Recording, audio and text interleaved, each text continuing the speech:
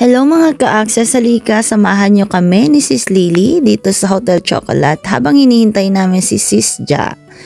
Kung ikaw ay nasa Scotland, UK, huwag mong palalampasin na huwag puntahan itong Hotel Chocolate sa Glasgow na makikita lang ito sa Princess Square sa City Center, Glasgow.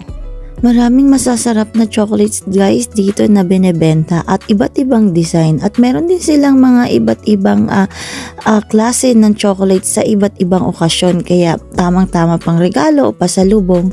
At of course meron din silang dine-in, drinks and chocolates and cream na pwede mong orderin habang naghihintay ka or mahilig ka sa chocolates. The best itong place na ito para puntahan nyo with friends or with your hubby or your girlfriend, boyfriend. Ilang beses na kaming bumalik dito ni Sis Lily basta kasama ko siya kasi isa ito sa mga favorite place niya na puntahan, at ikaw lalong-lalo na kung mahilig ka sa chocolates, ito ang the best place for you. Ayan, habang hinihintay namin si Sis Ja, nagpipicture-picture muna kami ni Sis Lily bago namin i-enjoy yung aming in-order. Ang in-order ko dito ay hot chocolate na ang flavor ay hazelnut with cream on top. And kay Sis Lily ay cold chocolate with milk and cream.